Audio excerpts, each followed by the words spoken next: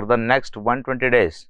I want your 100% duty consciousness, discipline, dedication and determination. It is not only that the preparation of the teacher is important, it is also the dedication and preparation of the students, which is utmost important for success in civil service. Not just in civil service, for anything in the life for that matter. So be perfect in your jobs, be perfectionists.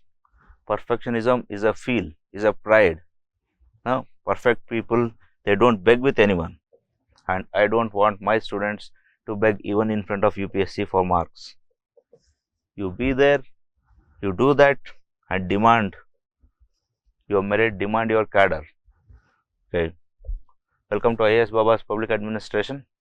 So, before learning public administration, we'll study what we learn there. So, there are two things in life, friends. One is doing the things, second is getting the things done.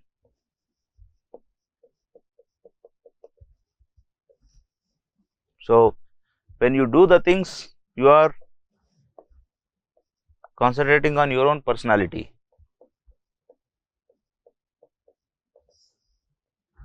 And when you are getting the things done, it's not only that your personality matters, your interaction with others, it matters a lot.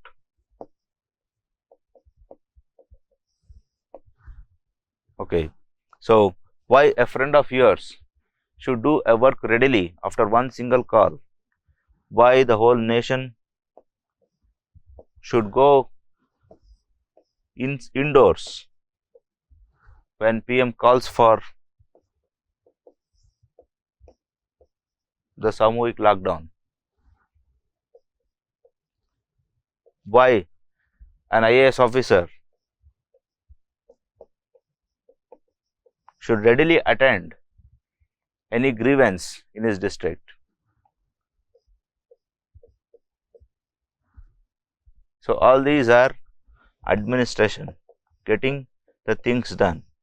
So, when we say something, the others, they readily do it, and how to make them do it, this is administration. Here we lead someone, we influence someone's personality, we give targets to someone, we give projects to someone. So, likewise, so herein where you control the brains, administration is where you control the minds of others, and most importantly, when you control the minds of others, you should control your own mind. That is of utmost importance here. So, in the paper 1, you are going to study those scholars who have given n number of principles which allow us to control others. So, if we are disciplined, some others will be disciplined. If we enable someone to work easily, they work faster. When we motivate someone, they will work for the organization. So, when there is a crisis, we should rise up to the occasion and lead the organization. So, all this is where we control the others, and we study in paper 1 how we control the others, and in paper 2 we study mainly on Indian public administration, and here how we were controlled by the British and how we were today controlled by our institutes of president, prime minister, etc. We study about our bureaucracy, IAS, IPS, state civil services. We study about our local governance, rural and urban local governance. We study about administrative reforms that are to be taken place or that have taken place in the past. So, all these are the blueprint of what you are going to study in public administration. And coming to next, why you have to choose public administration as an optional? Because of the hit rate. Friends, there are various rumors doing around that public administration is very tough and marks are not being given liberally there, all those things. But time and again, toppers have proved them wrong, and the last year we had the very first rank went for a public administration student. So it is a indication once again that if you write the proper answers, if you provide what the question demands, then you will get what you deserve in UPSC. There is nothing like there is biased against UPSC, against public administration by UPSC. There is nothing like UPSC doesn't want the crowd to go into public administration. It is only that there might be some head in the public administration department who loves giving creative questions, and it is our duty and we should love giving creative answers to them. So when the questions are going creative, don't take it as tough. When the questions are given tough, make sure that he is the true examiner. He is the true nationalist who is examining the true talent in Indian civil services. It is not like he asks you what is public administration for 15 mark, then what is Indian public administration for 20 mark, and he awards you 18 out of 20, 14 out of 15 and make you into civil service. So this is not the job what the whole India expects from the examiner, and this is not the study level what the whole India expects from a UPSC aspirant. And if India expects, not me at least. Then coming to analytical subject, yes, public administration is very analytical subject. We study public administration of various nations, we analyze them, we compare between the two, we study the changes of public administration over times. How was public administration in the past, how it is in the present, how is it in the future, we compare them. We study public administration in the perspectives of various scholars. So various scholars, they have given their own line of thought regarding public administration. We compare between 2 to 3 scholars, between the past and present scholars, between the present and the future scholars, and the same are the lines where questions are being asked. You will have to compare between the two. You will have to compare between the past, present and the future. You will have to give contemporary relevance. You will have to give the critic. You will have to give the commentaries. You have to give the debates and counter debates, and only then the true knowledge of yours in public administration. And sometimes you will have to give recommendations. So when you stand up to recommend something for India, when you stand up to recommend something for vaccination policy of India, when you stand up to recommend something to control COVID in India, then you are the fit person to become a bureaucrat. That's how it goes. And next, public administration is a dynamic subject. As I said earlier, every day what happens today, yesterday, tomorrow, it all includes in administration. What the executive is doing today, what legislatures and what legislators are doing today, it all comes under public administration, and your notes should be updated regularly for current affairs. So the latest reports, like government is being suggested to take up 6 to 8 weeks more lockdown. The vaccination for Covishield has been extended from 6 to 8 to 12 to 16 weeks. And chief ministers are calling for a GST council meet to discuss the COVID vaccination policy. So center-state relations came in, development administration came in, institutions, executive, legislature, judiciary came in. So day to day changes, they go on in public administration, and we will have to be updated for that. And lastly, coming to overlaps. So public administration overlaps with most of the subjects. So it overlaps with GS1 when you study historical perspective of public administration, when you study British administration, it is akin to you studying modern India. You also study Kautilya, a bit of ancient India. You study of Mughals as well, a bit of medieval India. And then when it comes to GS2, the whole of polity and governance is included in public administration.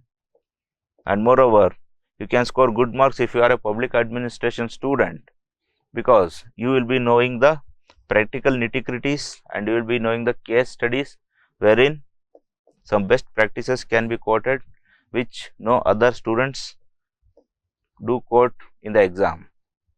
And then coming to GS3, we have financial administration. So what and all the economy and economic policies they do, it's all about financial administration, and there once again we learn public administration in that form. And lastly, GS4, ethics. In ethics we have ethics in public administration. So in ethics we will be having transparency, accountability, integrity, code of ethics, code of conduct. These are already being studied in deep and in depth in public administration. So we have the maximum overlaps, and that was the reason why 5 to 6 years back many people they rush to take a public administration as an optional, and accept some of the rumors. Even right now many people they love public administration, they like to have it as an optional and they would like to excel in that. So when coming to analytical, how does the analysis works and what are analytical questions? We spoke that public administration is an analytical subject, but when coming to UPSC, how does the analytical subjects they end up in giving analytical questions? We will take first question. What are the roles and responsibilities of Election Commission? Here how your brain works, friends. Your brain directly goes to Article 324 and it picks up the roles and responsibilities of Election Commission. What are the roles and responsibilities? To delimit the constituencies, to set up the electoral rolls, to announce the election, to set up model code of conduct, to receive nomination, to scrutinize nomination, to allow for campaign, permitting air times, then dealing with election related disputes, that is on the ground, then dealing with election related offences like providing money, liquor, etc., then counting, then declaration of results. The roles and responsibilities you have listed down and it's over. But now come to this question. Comment on the role of Election Commission in upholding a secular and liberal democracy. So here the question has multiple demands and this is how UPSC asks a question. UPSC has long back shunned asking such type of questions. Such type of questions they appear in some of the state civil services, that too in some, not in all state services. Even state civil services have been updating their syllabus and their pattern. Okay, now come to this question. Here we have 3 dots. One is Election Commission, secular democracy and liberal democracy. So I have put there. You have to connect all the dots here.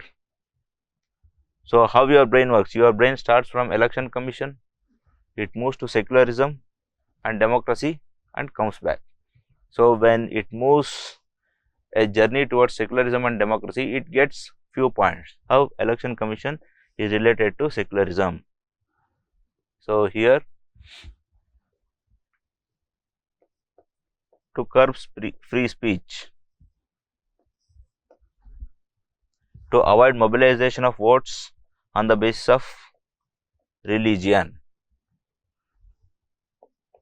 to provide equal opportunity for every religion to speak their voices, to give even the minorities and the minority political parties effective publicity. So all these are related to secularistic democracy. Then how Election Commission regards with the liberal democracy. Now the brain goes to liberal democracy and comes back. So what are the points it gets in the liberal democracy? It gets the liberty of everyone to vote according to their free will. No one should be compelled to vote. Liberalism. And every political parties should be provided with the freedom of speech and expression. And media should also be provided the freedom of speech and expression during elections. So Election Commission cannot straight away ban various media channels just because they are criticizing the ruling party or even the opposition party for that matter. And also it can give liberty for people to reject all the candidates, nota. So all these are liberalistic democracy, all these are secular democracy. So your brain takes up two journeys. So one journey you end up half of the answer, second journey you end up the other half.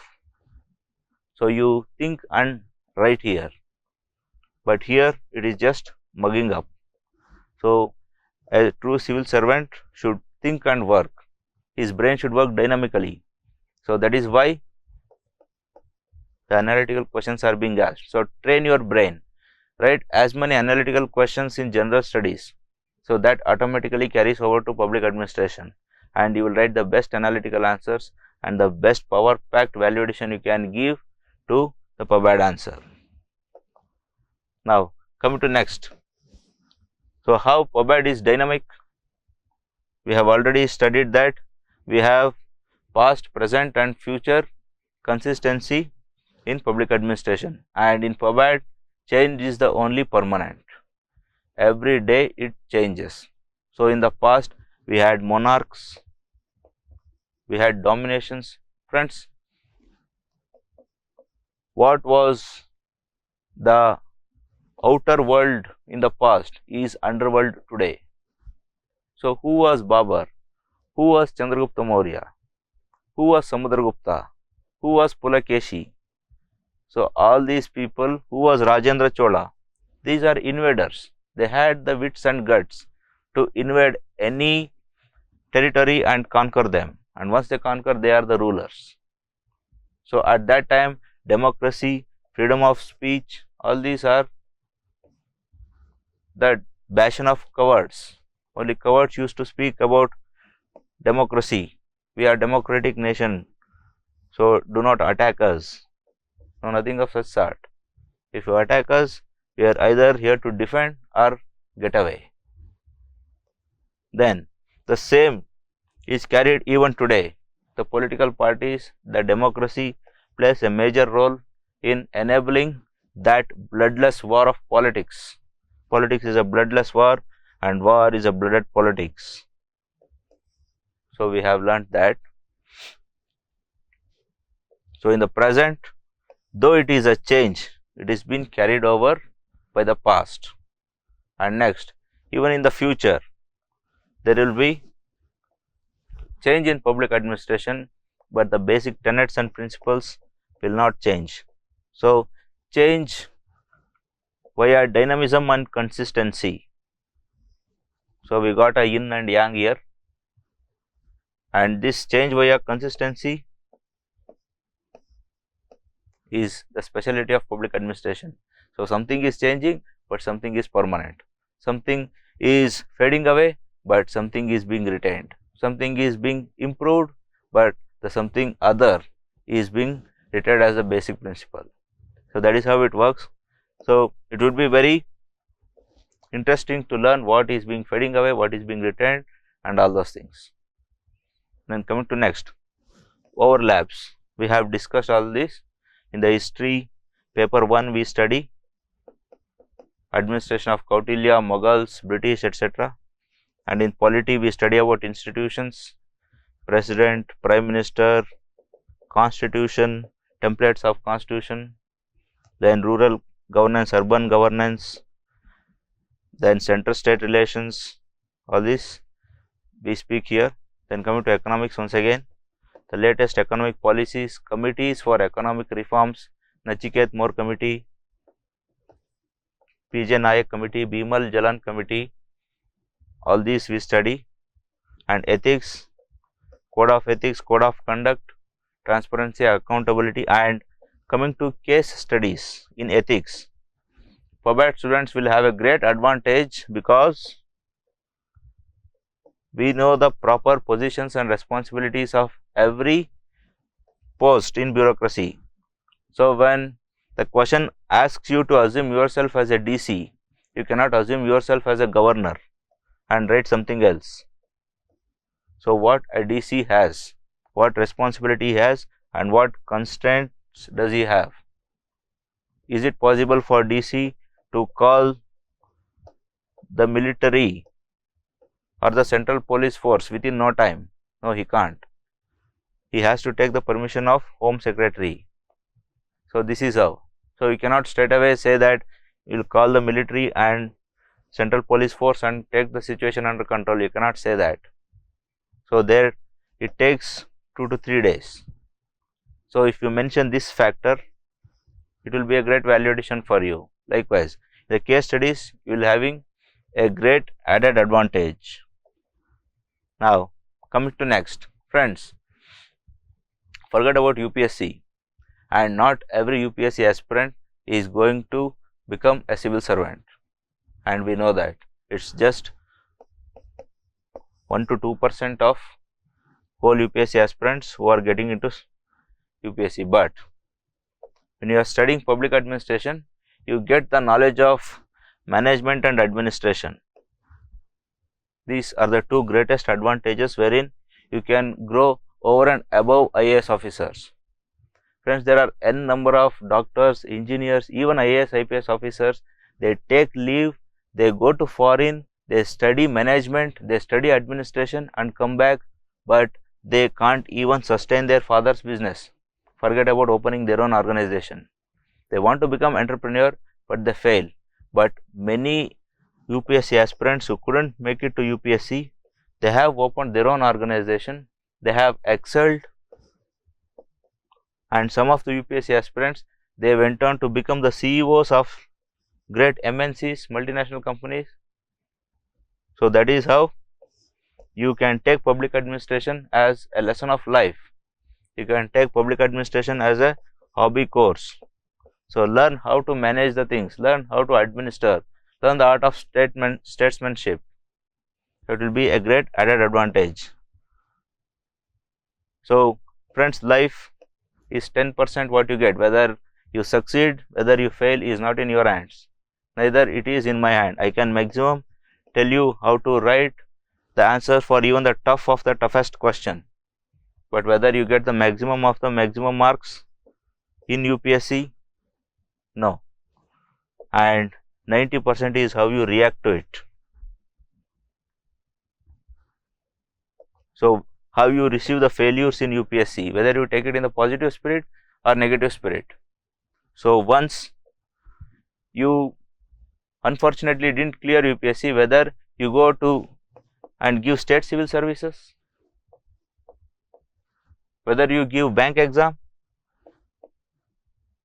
whether you give first division assistant exam, second division assistant exam. So your brain is like, if you can't become a secretary, you become secretary to a secretary. So this is how you are taking the life.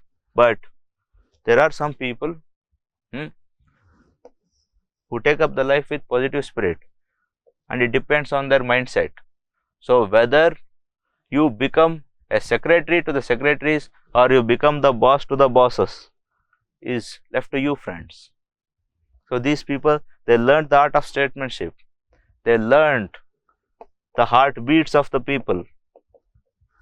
They learned the true meaning of the smiles on the people. They learned the true reason for the frowns of the people.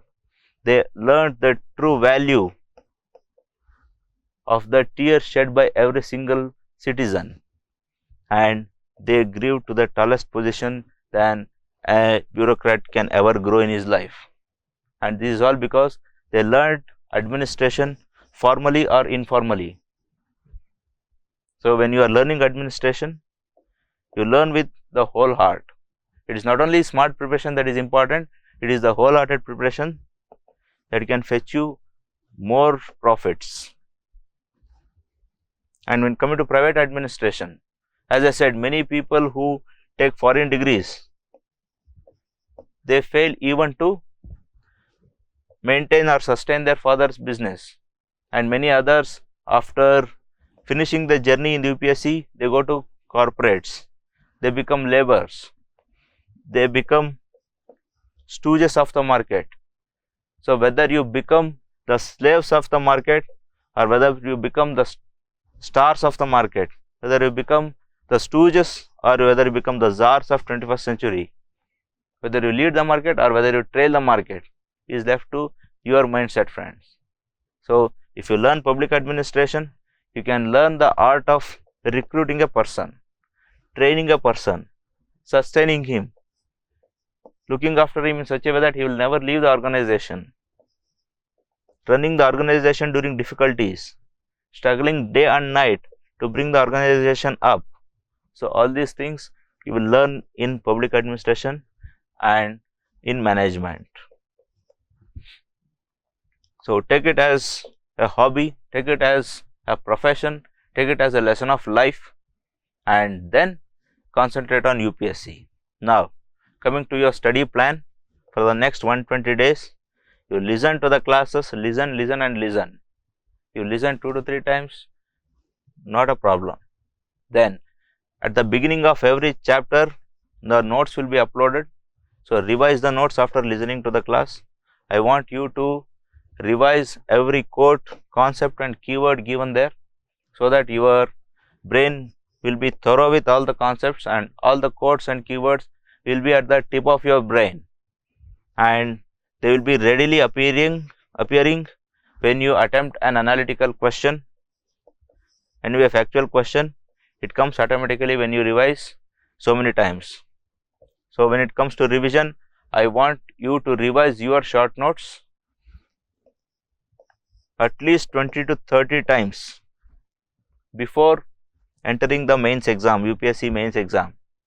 And then after that, in every class, I will tell you how to approach the previous UPSC questions, and I take up the questions related to the chapters I discussed that day, and I guide you how to write the best answers for them.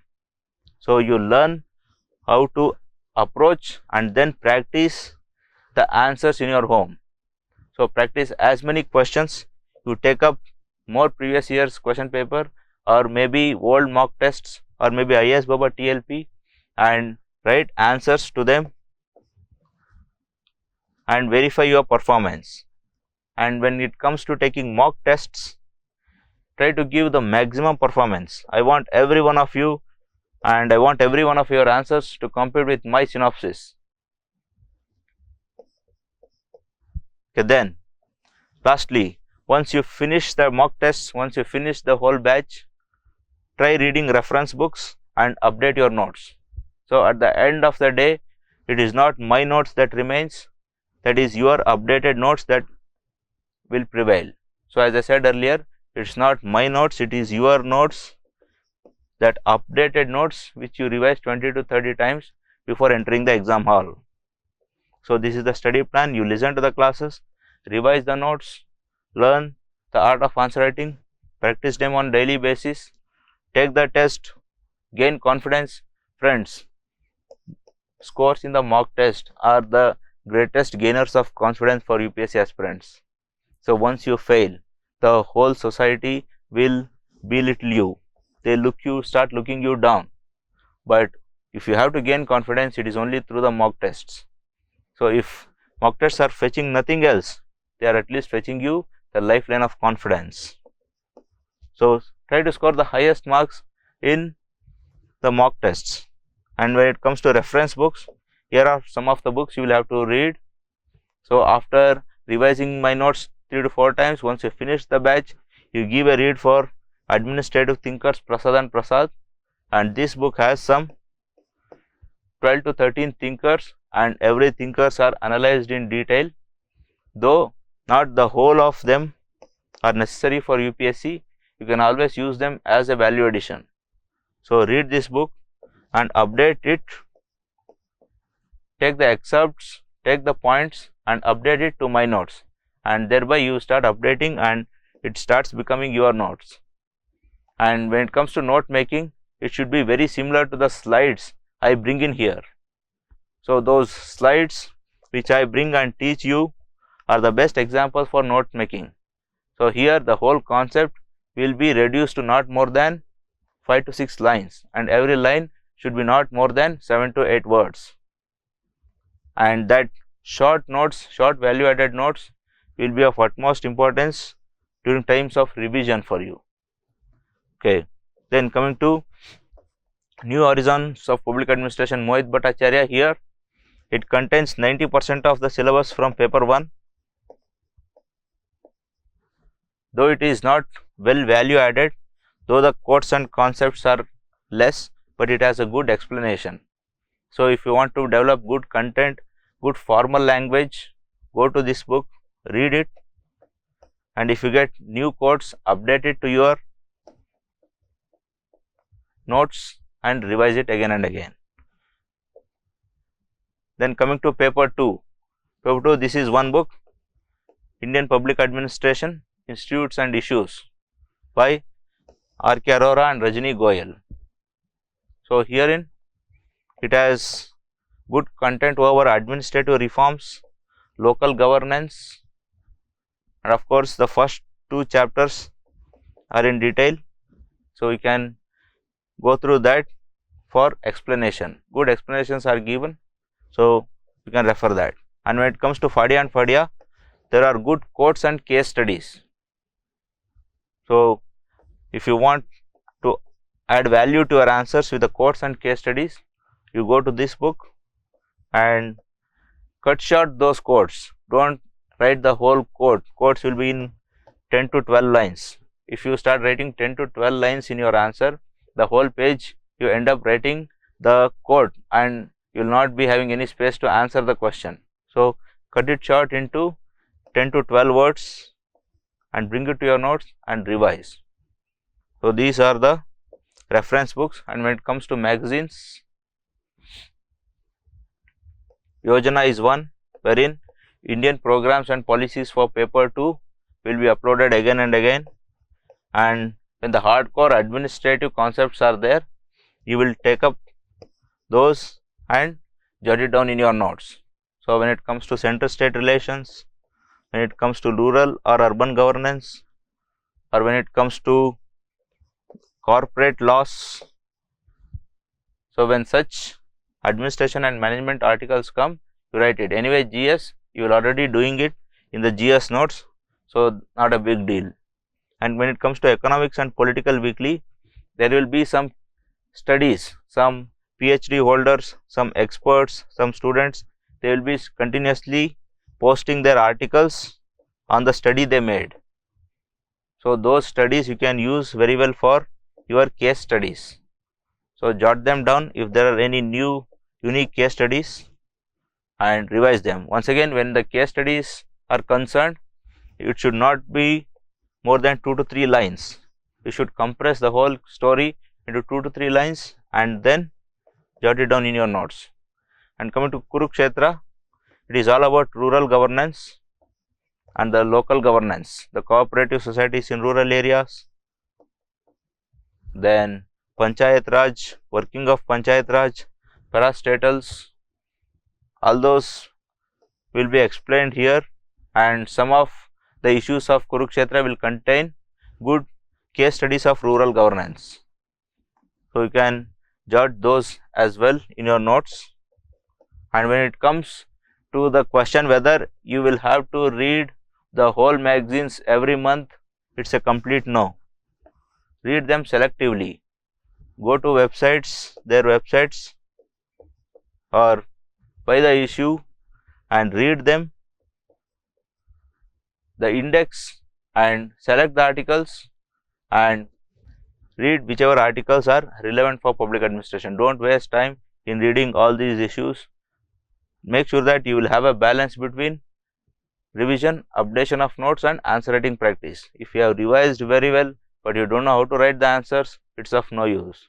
If you know the art of writing answers but you haven't revised, then your value addition gradually comes down as the time elapses. Okay. Then coming to next, here is a simple question on the basis of introductory part of public administration I like to discuss with you. The question says, public administration is constantly being reinvented because it is contextual.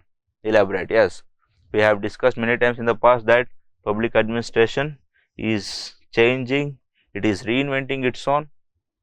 So how to approach this? So veterans, you will understand it easily.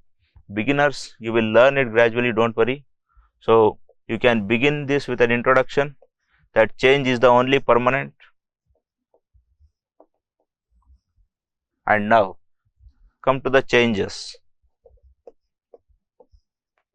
Classical theory changed into behavioral theory because there was the context and need for human variable.